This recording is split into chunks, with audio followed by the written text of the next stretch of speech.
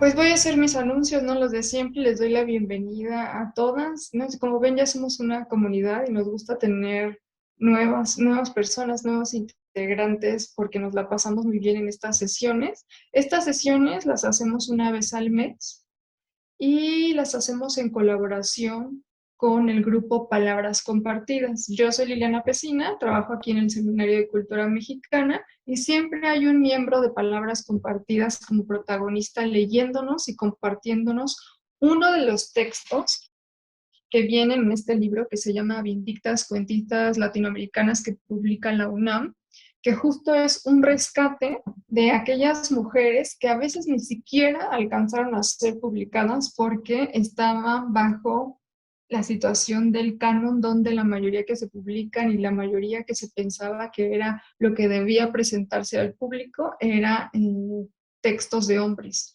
Entonces, este libro se encarga de hacer un rescate de aquellas escritoras que además son buenísimas por Latinoamérica. Hay una mujer por cada país y nos hemos sorprendido con los textos, ¿no? Porque de verdad estamos haciendo un recorrido por Latinoamérica a través de textos escritos por mujeres que muchas veces les digo ni siquiera fueron publicadas, pero que se necesitan rescatar y traer a la luz y compartir en este tipo de espacios. Entonces, pues como saben, tenemos el chat en WhatsApp y ahora les compartimos por ahí un fragmento. Ese fue el acuerdo que hicimos con derechos de autor con la UNAM.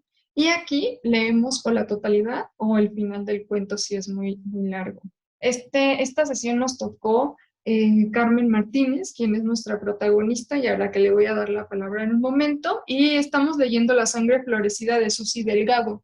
Otra cosa que la sesión pasada pidieron es que les enseñáramos las ilustraciones porque quien no tiene el libro en físico se pierde todas estas maravillosas ilustraciones que tenemos aquí en físico. Entonces ahí va, esta es la ilustración para la sangre florecida. Y pues Carmen, te doy la palabra. Gracias por participar y no nos hagas esperar. Queremos escuchar todo el cuento, por favor. Muy bien, con mucho gusto. Buenos días, tardes a todas y espero que les guste. No soy, no hablo guaraní, así que haré mi mejor esfuerzo en las partes en las que está Qué escrito en bueno, guaraní. qué bueno que lo mencionas, Carmen. Sí, no sé si lo notaron quien tuvo oportunidad, ¿no? Por ahí después hay algunas palabras que se entienden por contexto y hay otras que de plano sí tenías que recurrir a la nota para saber qué significaba. Es guaraní efectivamente y a veces también hay un castellano paraguayo, entonces de pronto es difícil. Pero la historia nos envuelve, entonces al final si quieren, si tienen por ahí una palabrita, yo les digo qué significa y si no les digo por contexto, podemos ir entendiendo Claro un que sí. poco. Adelante, Carmen. Muchas gracias. La sangre florecida de Susy Delgado. La abuela sintió que había llegado para ella el día señalado. Algo se lo dijo claramente dentro de su cuerpo fatigado. Tomó el abatizo K del mortero que guardaba en su cuenco oscuro los olores de innombrables esfuerzos, macerados en larga ausencia y pobreza, con un agua salada que bien podía ser la que goteaba de los brazos o la que vertían los ojos, porque sabían exactamente igual.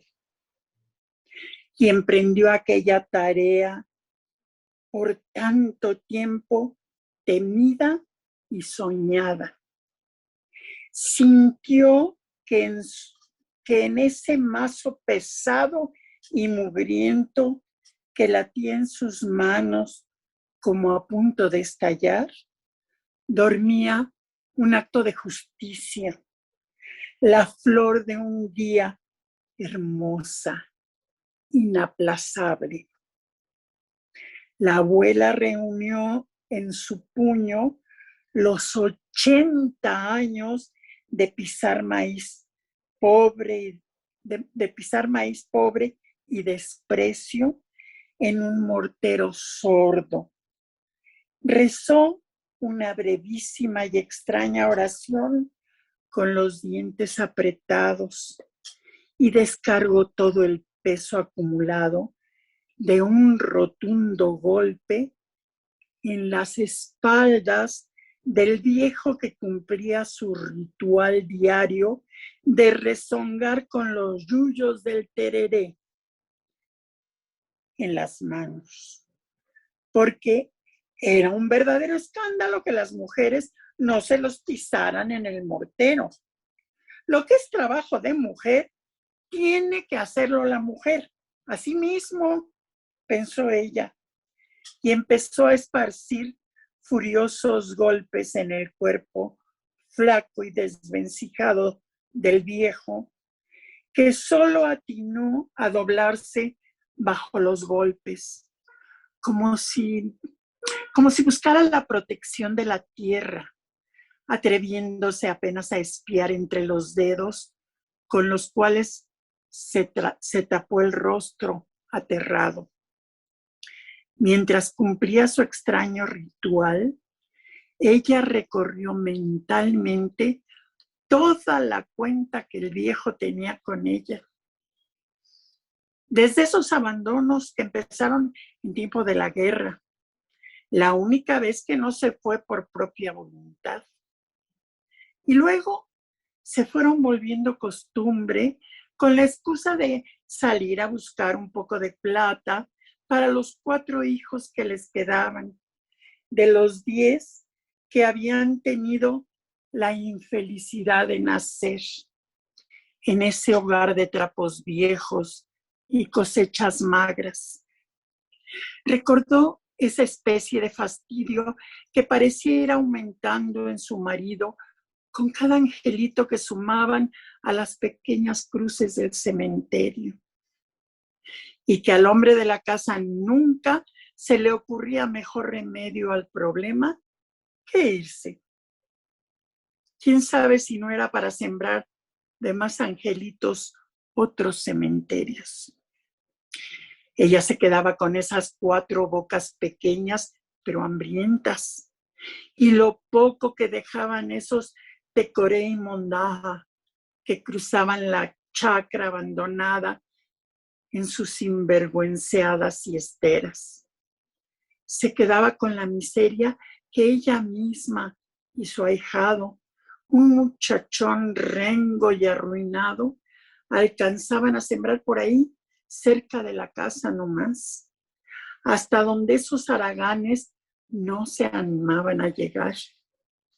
Se quedaba con la pulmonía haciendo estragos en los niños, y el viento sur que violaba impunemente el rancho por las ventanas rotas, amenazando robarse el techo de paja cuando arreciaban las tormentas. Se quedaba con el barro que invadía la cocinita y un piso de tierra cenicienta, y los perros más avivados y rápidos que los niños en apoderarse de las tortillas por las tardes. El abuelo volvía de sus viajes cada tanto, 3, 6, 8 meses, quién sabe, porque la abuela prefería no llevar la cuenta, y descargaba bajo la parralera con gesto grandilocuente y jactancioso unos kilos de farina, una lata de aceite y a veces unos metros de algodón floreado para las mujeres, para que vieran que no se fue a farrear nomás por ahí. Les mostraba la cosecha de su sudor, evaluando minuciosamente lo que le había costado. Y se sentaba en el banco viejo, sacándose la camisa y pidiendo el terere. Cuando al fin al viejo le dio por quedarse quieto, aburrido tal vez por esos viajes que le cuarteaban la piel, en esas chatas que hervían durante el día bajo el sol despiadado del norte, y le devolvían por las noches unas caricias tan magras como el avío de esas expediciones, en esas aguas y esos puertos donde se podía perder todo, empezando por la juventud y la esperanza. Cuando el abuelo acomodó con gesto definitivo el poncho que le había acompañado en tantas intemperies inútiles, el cuchillo grande para todo uso en su vaina descosida de tanto traqueteo y algún documento amarillento y manoseado en el cuartito que la abuela le asignó, esta borroneó en su corazón con un resto de credulidad que le quedaba, la esperanza de que empezaba al fin el tiempo de la tranquilidad. Pero al cabo de algunos días de largas siestas y más largos relatos sobre sus aventurados viajes por el pan de la familia, el abuelo no tuvo mejor idea que salir a buscar la primera mitacuñay redicua ya, con la que pudiera sacarse el aburrimiento. Entonces empezó un abandono más simple, pero no menos doloroso para su esposa. Un abandono practicado desde cerca porque la chiquilina puta vivía a menos de 1 kilómetro en una casucha hacia donde él se encaminaba por las tardecitas con el agua del arroyo secándosele de a poco bajo la camisa planchada por la abuela, con el jabón envuelto en una hoja de banana y guardado en el bolsillo, no más para no perder tiempo. Con los ojos que le brillaban igual que la piel. Si alguien le preguntaba, decía que iba al bolicho, como era natural, y no mentía del todo, porque pasaba por ahí antes o después de la chica, según necesitara tomar fuerzas para ablandar su cuerpecito torpe, o tal vez olvidar que esa tarde no había podido hacer nada, después de haber hombreado 20 bolsas de mandioca, quién sabe qué más. En esos casos, el viejo solía necesitar muchas idas y vueltas del almacenero desde el mostrador a la mesa con el cuarto de caña. Y oscuramente insistía en hablar de política y de lo bien que le iba al país después de que se fueron todos esos comunistas herejes a sus compadres que de tanto en tanto le interpelaban para que se dejara de dar vueltas y de decir macanadas, que ya lo conocían. Pero él insistía en garabatear su disquisición política en el aire pesado del almacén, densificado al paso de la tarde por el movimiento que producían los repartidores descamisados y prepotentes que traían harina y fideos de la capital, y los peones que se unían al ruedo de la caña, oliendo a incontables hombreadas. Envalentonado de a poco por los sucesivos cuarti, el viejo pasaba revista a las últimas revoluciones de este país que no se puede levantar por culpa de los bandidos haraganes y herejes, estos Aña Rembiguaí, que habían traído todas las maldiciones de nuestra tierra. Y cuando algún compadre bien entonado como él, al cabo de varias intentonas, lograba abrir un resquicio en su discurso monocorde para cantarle con un puñetazo en la mesa que el Aña Rembiguay es este que vos votaste, de Viro, y que está espantando, matando a los mejores jóvenes de este país. Y déjate ya de hablar de balde, pues no lo ligaste nada. El abuelo, al contrario de lo que le mandaba la hombría, se limitaba a un sonoro añarracopeguare y se retiraba tambaleándose, buscando el camino de regreso, envuelto en la bruma espesa del alcohol. La abuela se había percatado muy pronto de que su marido ya no tenía arreglo.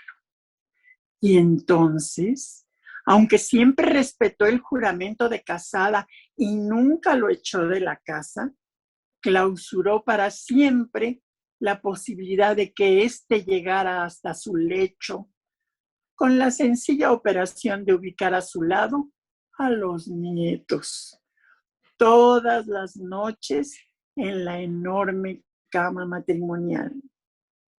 El viejo merodeaba el cuarto cuando las luces se habían apagado, hablando solo o contándole a las sombras sus viejas ronchas incurables, y podía desatar tremebundas tormentas cuando regresaba bien servido por las noches, despertando y levantando a todo mundo. Pero las criaturas tenían el extraño poder de ponerlo en su lugar y hacer que se tragara la furia. A la sola presencia de los niños, el abuelo se callaba, se enroscaba en sí mismo como el ambúa y se quedaba rumiando por lo bajo sus palabrotas, temblando casi imperceptiblemente de rabia y de vergüenza. Pero según las maliciadas de los hijos, el viejo logró burlar una vez el férreo muro que había impuesto la abuela. Fue Navidad, aprovechando el ablandamiento que produce hasta en el cristiano más duro esa atmósfera de flor de coco y piñas maduras, con un niñito de barro tan bueno que no lloraba ni para mamar y que se sumaba a la modorra general producida tal vez por el clérigo que se amacaba sin más penas en las tripas. Dicen que fue con la cita y salieron a correr por el pastizal con los ajitos y 3x3 colgando en las manos, sembrando un alboroto de luces en el descampado, hartos de tanto asado, mientras los mayores se repartieron entre los platos sucios y una truqueada. Y alguien dijo que el tepotí había ocurrido en el catre que se solía tender bajo la tupida enramada para socorrer a cualquiera que necesitara reparar las fuerzas, o alguna vieja cuenta, cobijado por la sombra y el zumbido de las cigarras. Los hijos aseguraron que esa vez ocurrió lo que no tenía que ocurrir, porque un tiempo después la abuela empezó a sangrar y ya no estaba en edad de eso, y empezó a hinchársele la panza, lo cual ya no tenía razón, ni sentido, ni explicación, porque ¿desde cuándo las viejas pueden encargar criatura? Los males siempre vienen del varón que nació para eso, para ser la perdición de la mujer. Y el mal de él se le pegó a la abuela como un designio que burló el abandono de él y el abandono de ella, y terminó riéndose de todos, convertido en un bicho sangrante que iba engordando en las entrañas negras y enmohecidas de la vieja. Pero ¿quién iba a creer que a esa altura la abuela pudiera agarrarse a algún mal, ni que fuera debilitando justo a ella que con su metro y piquito nunca se había resfriado y parecía que iba a curar muchas toses todavía, o en todo caso iba a enterrar a muchos apulmoneados? Al principio todos creyeron que con unas fricciones calientes se le iba a ir esa hinchazón tan extraña, y hasta les pareció que el gesto del viejo, prestando su caña para el menjunje con ruda mandado por la curandera, Era muy buena señal. Ni qué decir cuando vieron que ella seguía pisando en el mortero con panza y todo, el zópiro y el maíz, la mandioca y lo que Dios le ponía en esa casa, parecía confirmarles que a la abuela no había huracán que la pudiera echar. Pero el bicho siguió creciendo sordamente hasta que terminó su trabajo de carcomer desde adentro, cuando ya no quedaron órganos buenos y piadosos para que la dueña a su vez pudiera seguir comiendo y respirando y malviviendo un resto miserable de vida. Hasta que no quedó sino esa red enmarañada de tentáculos que la fue habitando y recorriendo. Ella sintió ese día que la maraña de sus tentáculos se extendía y llegaba hasta sus manos, y que esos tentáculos no podían dejar de moverse hasta completar su tarea. Por eso seguían pegando al pobre cuerpo del viejo, mientras ella balbuceaba a punto del sofoco. Neañamembi chembo hasiba chejucara. Cuando el abuelo de pronto se quedó quieto, como si se hubiera quedado dormido bajo los golpes, o como si estuviera dando la señal de que la cuenta al fin se había saldado. Ella vio estallar una gota de sangre en el hombro del viejo, igualita a la que se había pegado a la batizoca. La sangre solo hace justicia con la sangre. En medio de su cansancio extremo, vio que esta última era una gota viva, que se empezó a mover en forma sinuosa y en un minuto se convirtió en una hermosa flor.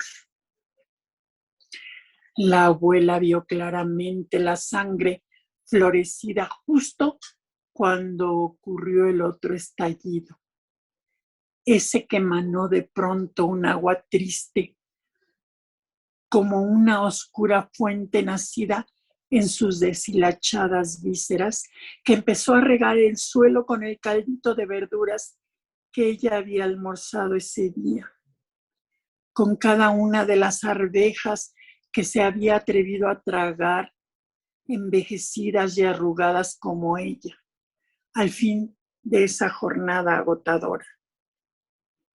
Fue entonces cuando ella arrancó la flor del madero hediondo en que había brotado y se la puso en el pelo, sujetándola con sus trenzas, como en sus mejores tiempos de cuñacaraí agraciada. Tiró el mazo ya inservible al fuego, que se consumía lentamente en la cocina, y se acostó, sabiendo que no volvería a levantarse. Gracias, Carmen. Te voy a poner aplausos con esto. Me voy a resistir. Muchas gracias, Carmen. Pues antes de abrir el micrófono, quiero escuchar las impresiones de todas. Yo me quedo con la piel chinita. Pero cuéntanos un poco de Susy Delgado, por favor, Carmen. Ah, sí, por supuesto. Pues Susy Delgado, en realidad se llama Teresa de Jesús Delgado Salinas. Es una mujer paraguaya de origen guaraní que nació 4 meses antes que yo, en diciembre de 1949. Está reconocida principalmente como poeta, es su línea principal de trabajo, pero también ella estudió periodismo en la Universidad de Paraguay y después una maestría en sociología en la Complutense de Madrid. Les decía yo que ella hace muchas cosas, pero especialmente escribe poesía.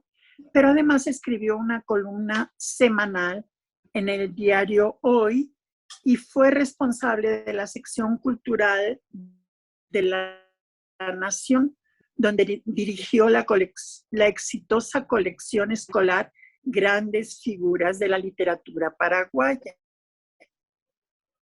A lo largo de su trayectoria, ha sido una eficaz promotora cultural y una defensora de la preservación y la difusión de la lengua y la cultura guaraníes.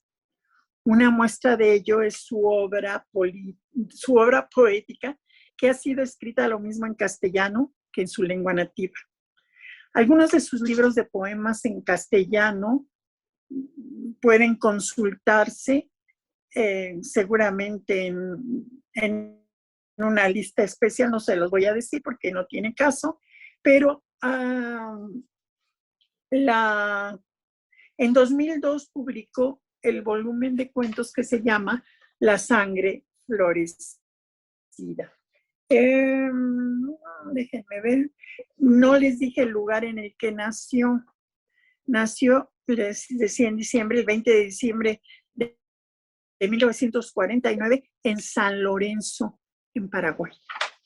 Y esta es, a grandes rasgos, la semblanza de una mujer que escribe de una manera que estruja. Me fascinó y además me identifiqué muchísimo con ella por la edad, porque ella estudió sociología y soy socióloga, porque me gusta escribir, por muchas cosas me identifiqué con ella.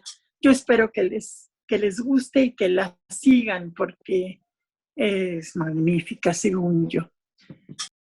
Gracias, Carmen. Pues ya podemos conocer un poquito de la autora antes de empezar a charlar. Y ahora sí, regresemos a la historia, regresemos a La sangre florecida. Por favor, cuéntenme sus impresiones, ¿les gustó, no les gustó? Sentí, no entendí, quiero decir esto, porque creo que hay mucha tela de donde cortar con este cuento, porque además es el primer cuento que tenemos un idioma distinto, ¿no? Una lengua particular dentro de lo que ya hemos visto en el club, ¿no? El guaraní se introduce por primera vez en nuestras sesiones. Entonces quisiera escucharlas. ¿Quién quiere comenzar? Sí, sí, Pati, adelante. Bueno, yo escuché la grabación como 2 veces nada más.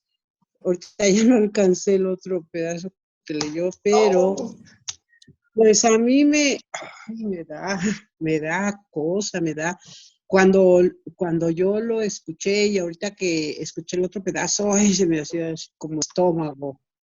¿Cómo hay gente que se deja tanto? No sé. Claro, es un cuento, ella escribe y todo, y pues es una persona, ¿verdad? Pero a mí lo que rescato de esto es que, pues, ay, me da coraje, porque yo no permitiría tanto. Y después de eso que me enojó, me agradó algo y que escribí aquí que dice que los nietos tienen un poder increíble, que cambian cualquier corazón, por más duro que sea. O sea, yo eso lo escribí porque cuando terminó en medio, es lo que dice, ¿no? Que cuando el Señor llegaba, porque bueno, ese Señor fue así como, ay, extraño en esa casa. Pues le daba como gusto, ¿no? A él y le gustaba llegar y todo, y eso le cambiaba en algún momento, pues su vida. Eso es lo que así me quedó bien bonito aquí. Muchas gracias, Ipacli. Sí, a ver ahorita los demás qué opinan, ¿no? Del personaje del esposo, ¿no? Seguramente irán saliendo cosas. Y qué lindo que te conectaste con justo esta pequeña partecita de los nietos. Gracias, Ipacli. Claudia. Hola a todas, buenas tardes. Hay un montón de cosas. Voy a tratar de no extenderme porque así me estoy abrumada de todo lo que me surgió aquí. Eh, Respecto a lo que comentabas, Ipacli, de cómo a veces pensamos que por qué hay personas que permiten tanto, ¿no? Y creo que a veces tenemos que tratar de movernos al contexto de estas personas y pensar en que en algún momento, aún en la actualidad, hay muchas mujeres, sobre todo, que no tienen alternativas, que por su visión, por la cultura que las rodea, por lo que aprendieron, porque no se nos ha educado a las mujeres principalmente para ser seres autónomos y autosuficientes y no se nos brindan las herramientas para hacerlo, generamos una relación de dependencia respecto a otros, en este caso respecto al marido. Y esta visión de la sociedad donde el contrato matrimonial es un contrato que ahorita afortunadamente ya no es así, pero en muchos momentos fue una sentencia, ¿no? Para bien o para mal, y que era una cosa indestructible y que no solo era castigado por el marido, abandonado o rechazado en cierto sentido a las mujeres que decidían romper con estas relaciones de violencia, sino que la sociedad también juzgaba, los hijos también juzgaban, ¿no? Esta pasividad de alrededor, de ver que el viejo era, pues que se quejaba, que abandonaba, que no aportaba, que todo esto que pasaba y que no había una reacción, ¿no? O sea, no había una defensa o un apoyo hacia esta abuela maltratada, dejada, incluso la actitud respecto a los hijos cuando se sobreentiende por ahí que hubo un abuso, una violación, ya muy avanzada la relación, y que los hijos lo que más les sorprendió fue, no vaya a ser que esté embarazada la abuela, ¿no? O sea, entonces creo que a veces tenemos que ser como bien, hacer esta labor sociológica, ¿no? De tratar de entender el contexto y todo esto que hay alrededor para que una mujer pueda ser tan invisibilizada, tan nulificada y su voz tan acallada, porque no tiene ninguna red de apoyo, porque no tiene ninguna alternativa y no es que lo disfrute, es que no ve dentro de su panorama y como todas estas cuestiones tan horribles que le pasan. Otra cosa que me gustó mucho es cómo Susi Delgado esta, es, es tiempo, cómo las violencias permanecen, depende de ellas para comer, para que les limpien, para que les laven, para que no sé qué, pero no tienen una compañía. Esa frase me pareció así brutal y abrumadora, y cómo todo esto se va acumulando y se va convirtiendo en este bicho que va carcomiendo a esta mujer, y cómo este bicho crece tanto que de pronto llega al punto de controlarla, ¿no? Y en este punto final donde ella arremete contra el viejo, pero esta cuestión de decir no fue ella, no fue ella, no fue esta mujer pequeñita de 1 metro y piquito, ¿no? O sea, fue este bicho que la fue carcomiendo desde adentro y que se fue apoderando de ella. Esta posibilidad de que los sentimientos nos pueden poseer, ¿no? Y generar un montón de reacciones. Y por otro lado, ya para cerrar, porque la cuestión de estas palabras, ¿no? Del guaraní, estas palabras intraducibles, estas palabras que a veces representan una emoción, un sentimiento, un objeto que no tiene equivalente en otra lengua y que hacen que las lenguas sean tan preciosas y tan especiales cada una de ellas, cuando llega el punto en que hay una cosa que es intraducible, ¿no? Se me viene a la mente la palabra apapacho, ¿no? ¿Cómo traduces eso a cualquier otra lengua? ¿No? Y estas palabras que Susi Delgado justamente recurre a ellas para demostrar la valía del guaraní, la valía de su cultura y estos elementos que existen ahí, que forman parte de su entorno y que no tienen un equivalente y que nos dice, pero mira, no tiene un equivalente en tu lengua, pero te presto la mía para que lo conozcas. Eso me parece bellísimo. Bueno, ya después de eso me callo y les doy la palabra a los demás. Gracias, Claudia. No, no se callen. A mí me gusta escucharlas porque empiezan a salir un montón de cosas interesantes. Y solo déjenme decirles que si por ahí tienen tiempo, busquen a Susi Delgado. Por ahí hay videos donde ella está leyendo poesía en guaraní y es precioso, ¿no? A pesar de que no terminamos de entender, pasa algo, ¿no? Hay el contexto, el tono, y de pronto te envuelve este guaraní con Susi Delgado. Y Ay, creo que perdón por interrumpir sí. otra vez. Sí, busquen el Festival de Poesía Las Lenguas de América que organiza la UNAM. Susi Delgado ha venido varias veces a México, a la UNAM, a leer su poesía y está bien padre porque lee ella en guaraní y luego alguien más lee en español. Así se llama Las Lenguas de América, me parece, y tengo que presumir que tuve el honor de conocer a Susi Delgado y es un Ah, encanto de persona. Entonces, sí, búsquenla, por favor, porque además de ser una magnífica escritora, es un encanto de persona. Y ahí está el Festival de Poesía Las Lenguas de América Latina en YouTube. La pueden escuchar a ella y a muchos otros poetas de lenguas indígenas. Ellos leen en su lengua original y luego hay una lectura, una traducción al español. No tiene desperdicio. miren, ya tenemos una recomendación directa que de verdad lo van a disfrutar mucho. Si alguien tiene oportunidad, busquen por ahí en YouTube, les va a aparecer un montón de cosas. Y creo que nos está jalando un poco esta situación del guaraní. Entonces, déjenme contarles un poco también. Hablábamos del contexto, ¿no? Susi Delgado, de niña, vivió en el campo. Y no sé si a ustedes les parecía que era una situación del campo, ¿no? Era, no sé si tenían esa sensación cuando escuchaban el relato, el personaje, cómo se relacionaban, ¿no? En comunidad. Entonces yo creo, ¿no? Puedo especular que Susi Delgado ha dicho abiertamente que tiene muchas historias de su infancia, pues esta es una de esas historias, ¿no? Y decía, lo impresionada que estoy de la vida social de las mujeres, ¿no? Que ella lo cachó, lo fue digiriendo ya en su etapa adulta. Entonces creo que podemos irle buscando por ahí, ¿no? Imaginarnos el contexto de este relato, aunque, por supuesto, creo que podríamos encontrar una historia casi igualita o muy parecida ahorita en el siglo XX, digo, en el año 2022, en cualquier colonia de la Ciudad de México, en cualquier lugar del país, ¿no? Entonces quisiera hacer eso, quisiera decirles, ¿no? Yo creo que es algo que no ha terminado, no es algo que esté erradicado. Hay mujeres que siguen pasando por esta situación, hombres que siguen pasando por esta situación, ¿no? Familias, núcleos familiares. Pero esto creo que lo podemos ubicar específicamente en el campo.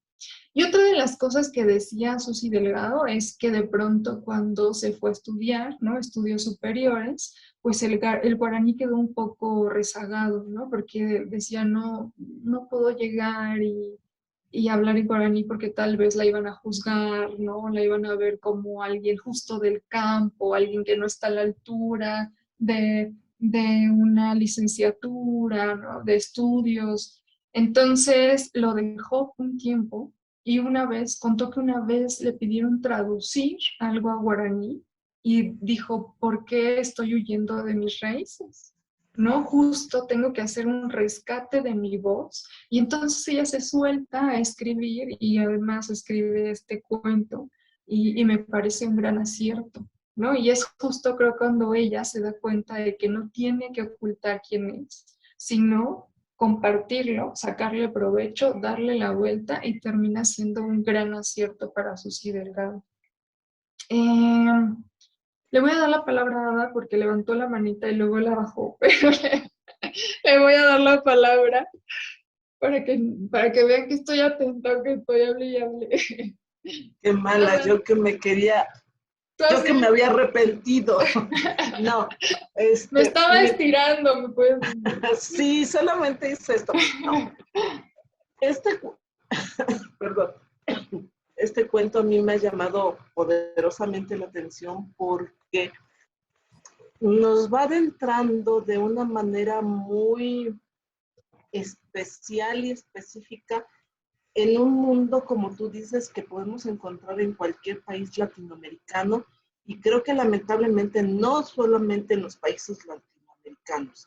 Creo que esta es una realidad que todavía lamentablemente se da en todo el mundo. Pero a mí me llama poderosamente la atención cómo de manera tan fácil nos adentra y nos hace sentir, porque creo que cualquiera que haya leído el cuento puede sentir exactamente la desesperanza, ¿sí?, de la mujer que finalmente, dicen, aunque se piensa que es el bicho, no, yo creo que es ella, ¿no? Yo pienso que es finalmente ella con los últimos, dice, en los últimos momentos que finalmente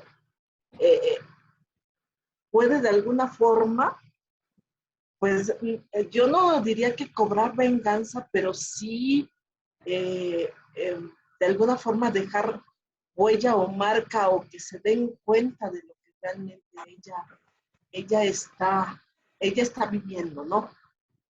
Y cómo golpear al viejo, bueno, a mí me parece que es toda una cuestión metafórica, estar golpeando al viejo, que es una gota de sangre forme la flor y que ella la tome y se adorne con esa flor, ¿sí? Entonces, a mí me parece toda una metáfora de, no sé, yo quisiera pensar que aunque sea en los últimos segundos de la vida de esta mujer, pudo hacer algo en contra de todo este sojuzgamiento, de esta anulación que como ser humano estaban produciendo ella, porque no la toman en cuenta ni como mujer, ni como abuela, ni como madre, ni como nada, ¿sí? Trabaja de sol a sol como un vil burro y nadie tiene consideración para ella, ni siquiera ella misma, ¿sí? Entonces, bueno, independientemente de, le digo, esta forma de narrar que hace que uno se desespere, se exaspere, se enoje, es, desde mi punto de vista, una forma magistral de hacerlo. Me ha encantado. Eso era lo que Gracias, Ada. Y creo que podemos también rascarle, ¿no? Me parece que hay dos escenas importantes. Bueno, hay muchas escenas, pero hay dos escenas que de las que podemos hablar y donde le podemos rascar. Una es la escena del abuso, la escena de la violación, y otra, el final del cuento, que es la muerte, ¿no? Pero Susy Delgado nunca nos estampa eso, ¿no? Nunca nos menciona la palabra abuso, violación, muerte. Nos envuelve a través de imágenes, de ciertas acciones de los personajes que nos hacen meternos de una manera muy íntima, ¿no? Tal vez hasta algunos tal vez hasta puedo incomodarles, pero muy suave también, porque es muy violenta, por ejemplo, la escena de la violación, pero no hay nada explícito. Hay narración, hay descripción, pero no hay grandes detalles. Y aún así, cuando llegas a estos dos puntos, a estas dos escenas o situaciones, son muy fuertes como escucha, como lector, ¿no? Hay algo que sientes que te mueve, ¿no? Que te golpea un poco sin que sea explícita. Entonces creo que también es un gran acierto de Susy, ¿no? Cómo nos logra meter, nos logra dejar claro que hay un abuso y una muerte sin mencionarlo, sin dar grandes detalles. Creo que podemos también rascarle por ahí. ¿Quién más quiere comentarnos? Lo que sea, recuerden, lo que sea, lo que se les venga a la mente, siempre es bienvenida a estas sesiones. ¿Qué les parece? ¿Por dónde más quisieran rascarle o comentar? Sí, Luz, adelante. Sí, pues al leer esto me lleva a otro libro que recientemente leímos, de Solo por ser mujer, que es una situación muy similar. Y la otra historia de Solo por ser mujer, pues se da en nuestro país, ¿no? y en lugares alejados, donde exactamente por ser mujer, no tenía ningún beneficio, ningún apoyo. Y la mujer se desespera tanto con el marido que le toca, de tantos maltratos, que también termina por matarlo. Y también se habla de la sangre y demás, ¿no? Entonces es terrible de que las mujeres son tolerantes o son sumisas o tienen en su mente la idea de que hay que obedecer y de que el hombre es el que manda. Pero llega a tanto su cansancio que se van a ese extremo, ¿no? De tener que matar a la pareja para liberarse de la problemática en la que viven. Entonces, como que sí es terrible que a nivel social no se pueda erradicar ya esa situación, porque está llegando a grados extremos en cualquier país y en cualquier época en la que estemos viviendo. Entonces, socialmente me parece terrible seguir en la misma situación. Sí, definitivamente. Gracias, Luz. De hecho, no sé si recuerdan, hay por ahí una línea donde ella dice, bueno, donde refieren que ella nunca, haz de cuenta, nunca incumplió en el contrato matrimonial. Y es fuertísimo, ¿no? Porque dice, ¿qué? ¿No? ¿Por qué está diciendo eso, no? Además lo está diciendo como si fuera como algo bueno que decir, ¿no? Así yo, pero me la estoy pasando muy bien, pero tengo algo muy bueno, que es que yo nunca me quise divorciar ni lo eché, ¿no? Yo siempre cumplí mi deber como esposa. Y es fuertísimo esa, son 4 palabras, creo. Gracias, Luz. Por ahí tenemos a Marcela y luego a Tony. Adelante, Marcela. Buenas tardes, muchas gracias. Ay, pues es un cuentazo y la escritora ya escuchando todo su contexto, quién es ella y la información que nos da, ¿no? Que ha estado acá en el país. Pues, no, sí es una escritoraza. Es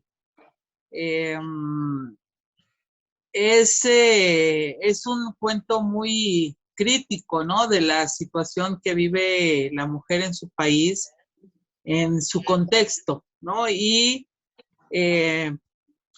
pues nada más quiero comentar que las mujeres que siguen sosteniendo este tipo de situaciones es porque no tienen las posibilidades de desligarse de esto por razones, no solo ya por la cultura que se les impone, ¿no? Esta frase que viene en este libro en este cuento que dice, nada más por ser mujer y tenía que hacerlo, ¿no? Sí, pues hay todo un constructo cultural y sigue sucediendo en el país y además sigue sucediendo en todos los en todos los estatus sociales, ¿eh? Y sigue sucediendo en las comunidades indígenas. O sea, así es en las comunidades indígenas. Lamentablemente sigue sucediendo. Y sí es un proceso, pues, fortísimo, ¿no? Los usos y costumbres son más poderosos que la información que una pueda tener como mujer. Sí, son muy, muy poderosos, ¿no? Y es lo que permite que muchas mujeres que tienen recursos económicos o tienen cierto desarrollo cultural para resolver un problema de violencia, no lo hacen, ¿no?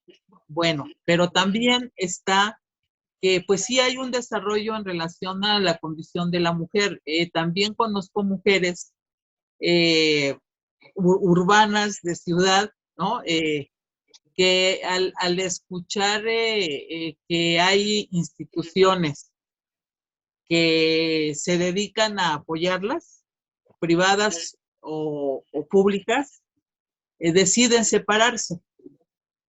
Deciden separarse, ¿no? Porque se han dado cuenta que algo no marcha bien en su matrimonio, que viven toda esta violencia cotidiana terrible, y acuden a las instituciones, ¿no? Y conozco muchas mujeres que así le han hecho y no les ha costado un solo quinto divorciarse, ¿no? Entonces, pues sí se parte de la conciencia que se debe tener. Y el cuento es magnífico. No, el cuento es magnífico, vigente, le deja a una, comparto la opinión de que le deja a una toda la sensación, ¿no? Esa crudeza con la que describe la vida de la persona, la pobreza, ¿no? La pobreza extrema, cómo se le mueren los hijos, de veras toda una situación muy sórdida que se vive, ¿no? Y con qué claridad ella, pues ella se ve, bueno, además lo otro que reivindica la escritora en este cuento es el papel de las mujeres, justamente como el eje que sostiene realmente a estas familias, ¿no? Sí hay un problema de género con los varones, sí hay una razón por la cual también los varones son así, pero lo que describe la autora es la condición de la mujer, ¿no? Entonces, pues es un cuento magnífico, ¿eh? Muchas gracias, muchas gracias. Gracias, Marcela. Y seguro Marcela, igual que yo, en algún momento queríamos decirle, no, abuela, quedarte en un matrimonio que te violenta no es una virtud. Mira, aquí la asociación, de verdad. Nos queríamos meter a la historia y decirle, no, mira, por aquí. Gracias, Marcela, gracias por compartirnos. Y es verdad, ¿no? Estamos centrándonos hacia la figura femenina, que es la abuela, que como personaje principal, y el contexto y el conflicto y el corazón de toda la historia va por ahí, sí, sin duda. Tony, adelante. A reserva de sonar un poco reitera. Pues, antes que nada, buenas tardes. Y felicidades, Car. Tus lecturas son excelentes siempre. Yo lo que me encantó, fue la manera tan acertada de las descripciones campiranas y de los problemas de la mujer. Y acertada en el sentido de que fácilmente las podemos trasladar a cualquier pueblo latinoamericano. Y la vigencia de la situación. A mí eso me fascinó. Y otro punto que también me llamó la atención fue la simbología tan bella que maneja para tratar situaciones sumamente dramáticas. Gracias, Sí. Car. Es verdad, ¿no? Muy acertado comentario, ¿no? Y déjenme, porque si no se me va a ir también justo hablando de esta situación tan fuerte y dramática como la muerte y este acto de ella de recoger la flor y de colocársela en el cabello, ¿no? Y donde se ve preciosa y de pronto cuando Carmen lo estaba narrando y movía la mano y se ponía la flor, fue un momento donde yo dije, ahí está la trenza, ¿no? Y ahí está esta juventud, este brillo de belleza, y es verdad que Carmen es muy buena narradora, ¿no? Entonces, de estarla viendo y ver el movimiento de la mano y me metí por completo esa escena para no soltarme a llorar y entonces dije, ya, me muevo hacia donde quiere la autora. Aide y Laura levantaron la mano. Adelante, Aide. Sí, a pesar de que el texto está en prosa, realmente es poético, porque exactamente nunca usa un lenguaje violento, aunque bueno, también la poesía puede ser violenta, pero en este caso está todo tan descrito, dicho entre líneas, que no deja suponer, está ahí, ¿no? Su descripción. Y esta parte de la abuela al final, pues sí decide liberarse, o sea, cuando golpea al viejo, cuando decide terminar esa situación, tal vez sea muy tarde, ¿no? Respecto a que ya vivió demasiada violencia, pero decidió terminar, romper, ¿no? Ya con ese lazo, aunque fue de una manera, bueno, más bien en un tiempo tal vez ya a destiempo. Pero, pues sí, terminó con ese ciclo. Y lo que decían de que cómo las mujeres soportan tanta violencia, ayer estaba viendo un programa de TV UNAM, de una organización que se llama Semillas, y presentaban a una luchadora social indígena que narraba cómo ella, pues precisamente siempre estuvo en contra de sufrir tanta violencia, ¿no? Tanto por discriminación, por ser mujer, por ser indígena. Entonces ella empezó a ayudar a sus vecinas a que pues se dieran cuenta de lo que estaban viviendo, y una de las señoras decidió dejar al esposo y la comunidad acompañó al esposo a tratar de matar a esta luchadora social. Entonces es realmente muy profunda la problemática, no es tomar la decisión así, como así, ¿no? De la noche a la mañana, es todo un proceso. Y pues socialmente también las mujeres que deciden hacerlo pues son mal vistas, ¿no? Y en una comunidad tan pequeña pues es difícil realmente. Entonces pues es una cuestión también de ser empáticas con las personas que viven esta situación de violencia. Pero sí, me encantó el cuento, me encantó la lectura. Cuando quedó la narración sin concluir, yo dije, sí, está tomando venganza. Gracias. Gracias, Aide. Le voy a dar la palabra a Laura y ahorita comentamos más. Buenas tardes. Hola. Sí, a mí me llamó mucho la atención cuando iba leyendo Carmen o leía el libro, cómo tu mente puede visualizar todo aquello de que está describiendo la autora. Es como estar viendo ahí escenas de una vida cotidiana de una familia donde hay violencia y que uno puede ver y plasmar en un escrito y así proyectarlo hacia otras personas. Yo sí me hizo pensar mucho de que ella tuvo que haber vivido situaciones similares, o a lo mejor hasta fue la nieta de la señora o alguna persona muy cercana, de cómo ella va retomando las vivencias de otras personas o de ella misma y con ello plasma toda esta narración, este cuento. Entonces, cómo es importante y cómo la vida cotidiana o lo que uno va viviendo puede enriquecer a las escritoras y la lectura. Claro, sí, Laura, y también, ¿no? Coincido por completo que seguramente fueron situaciones que vivió o que vio en su infancia, ¿no? Mientras vivió todo el periodo que vivió en el campo.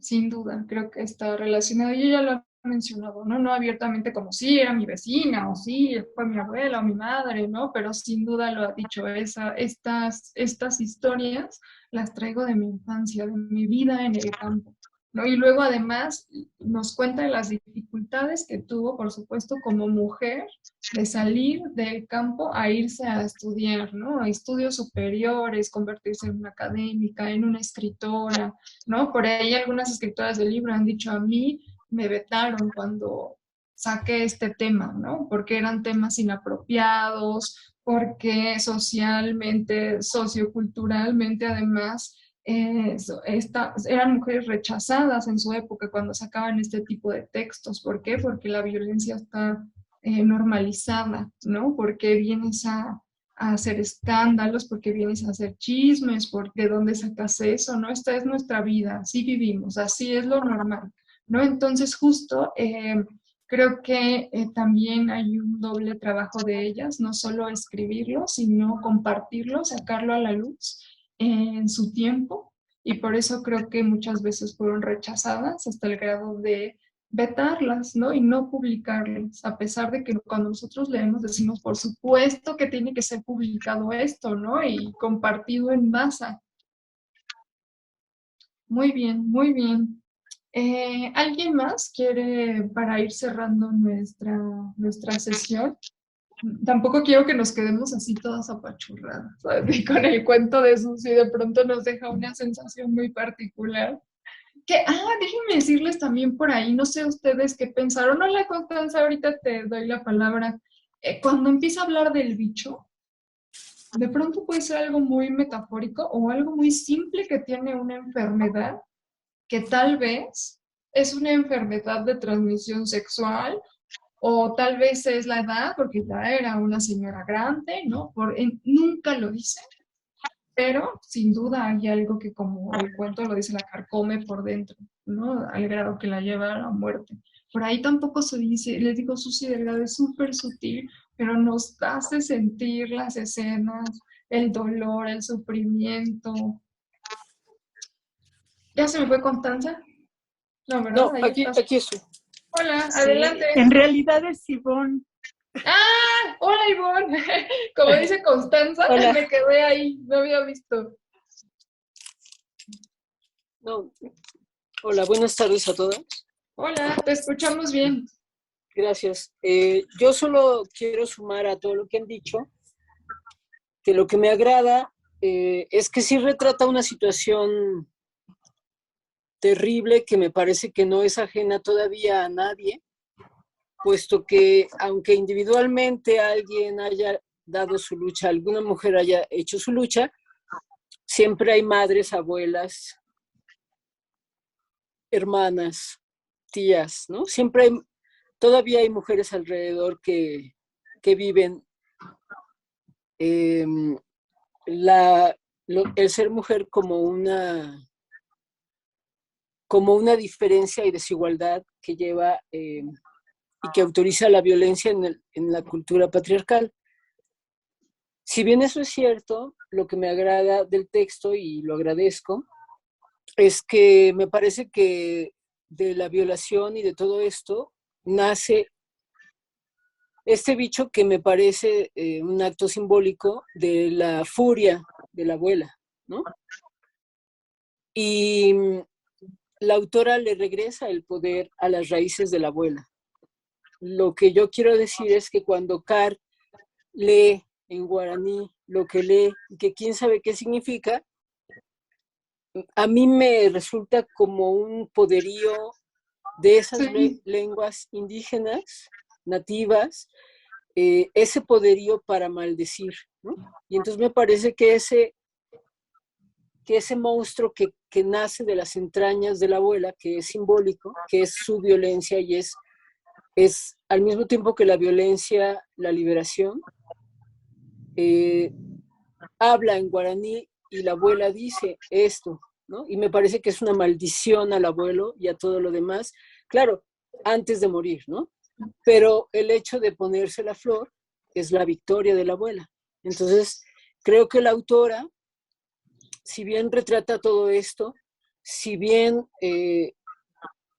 la personaje es abuela y muere, ¿no? Si bien es cierto eso, es una heroína al final, ¿no?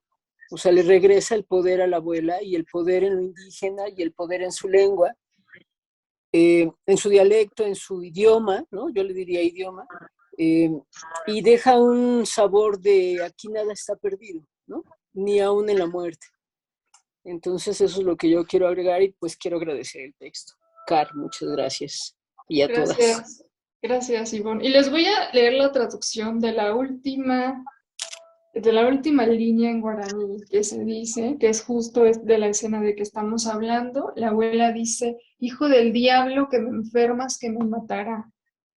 Esa es la última línea, no sé si por ahí lo recuerdan.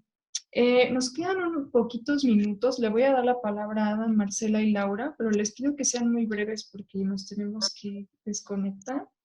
Adelante, Adam. Gracias. Más que nada, si bien a mí me crea muchos sentimientos encontrados, lo que más me llama la atención y lo que me deja pensando es su maestría para escribir y las ganas que yo tendría de escribir así, ¿sí? No me deja apachurrada, sino simple y sencillamente me deja con la idea de sí se puede escribir de una forma que transmita. Y lo importante sería aprender a escribir así. Gracias. Gracias, Ada. Hay que contactar a Susi. Laura. Mira, yo solamente quiero comentar que el día que la violó, sí le transmitió una enfermedad sexual, porque aquí lo mencionan. El viejo merodeaba el cuarto cuando las luces se habían apagado, hablando solo o contándole a las sombras sus viejas ronchas incurables. Ahí lo dice, que pues que sí, a través de esa violación, ella pues se enfermó de alguna infección que le provocó. Entonces yo pienso que ese ya fue así como que la gota que derramó el vaso, ¿no? Siendo todo lo que te ha aguantado y encima yo estoy bien y tú vienes, abusas de mí y me enfermas. Entonces yo siento que eso fue lo que le detonó a ella definitivamente, porque pues ella sufría. Eso es todo un comentario. Gracias, Laura. Y creo que es verdad, ¿no? Podemos coincidir todas en que sin duda hay algo, una enfermedad real y también un toque muy metafórico, como contaba Ivonne, ¿no? Creo que es una mezcla de ambos y por eso estas escenas son tan fuertes y están tan bien trabajadas. Marcela, bajaste la mano. ¿Aún quieres comentar o sí? Sí, no, sí, todavía. Gracias. No, pues en realidad la escritora sí menciona que es un problema de salud, ¿no? Dice, la abuela sintió que había llegado para ella el día señalado. Algo se lo dijo claramente dentro de su cuerpo fatigado. Y luego hace toda la historia y se describe qué sucedió en su cuerpo, ¿no? Entonces, sí hay, sumados a los temas que ya se tocaron, está el planteamiento del problema de la salud, ¿no? Y de la salud sexual también de las mujeres en este tipo de parejas. O sea, sí se muere de una enfermedad de transmisión sexual, ¿no? Y a mí lo que creo que me parece muy significativo y es lo simbólico, es que toma la flor, ¿verdad? Toma la flor, ¿verdad? Después de haber pues también asesinado a su marido, ¿no? Entonces, eso es muy importante. Ay, te estás cortando, Marcela. No sé si solo la escucho yo como cortada. No, ya. ¿Todas? Ah, ok. Me congeló. Ah, sí, ¿verdad? Ya ahora sí ya Es muy importante y horario que sí.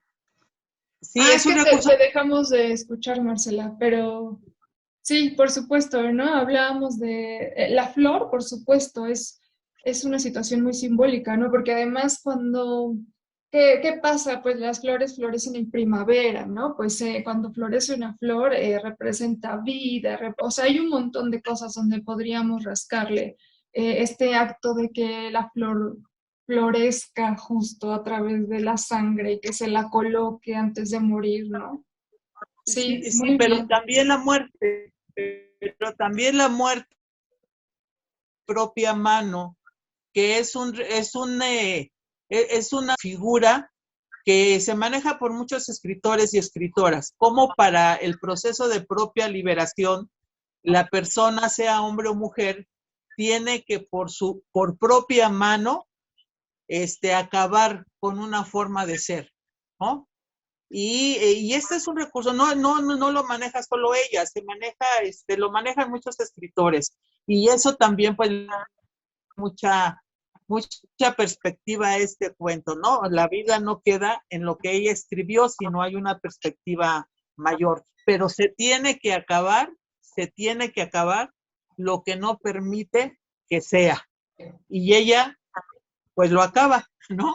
Sí. Gracias, Marcela. Sí, podríamos seguirle rascando, ¿verdad? Y bueno, aprovechando que Carmen ya levantó la mano, le voy a hacer que Carmen cierre esta sesión, pero les agradezco muchísimo el haberse conectado, el haber charlado. Nos vamos a ver el próximo mes, ya saben, el jueves les mandaremos toda la información por el chat. Siempre es muy interesante escucharlas y escuchar cuáles son sus lecturas. Y pues gracias, Carmen, también por esta maravillosa lectura y te dejo que cierres esta sesión, por favor. Muchas gracias. Yo quería sugerirles algo. Intenté y no supe cómo. Quería poner fondo musical, música guaraní, con arpa, Si ustedes leen nuevamente el cuento con música, oyendo música de este tipo, le da otra cualidad. Yo lo disfruté enormemente. Cada vez que leemos una nueva escritora en Invictas, digo, qué buena es. Pero Susi me hizo explotar por dentro con todo ese lenguaje simbólico y explícito, con las imágenes que nos dio. Qué bárbara, es una maravilla de escritora. Y el cuento es precioso. Yo te agradezco mucho, Liliana, que hayas escogido ese cuento para mí, porque bueno, fue un deleite leerlo. Y les agradezco mucho, compañeras, que nos hayan acompañado. Muchas gracias. Gracias. Muchas gracias a todas. Pasen un muy buen día. Espero verlas en junio. Por ahí nos comunicamos por el chat.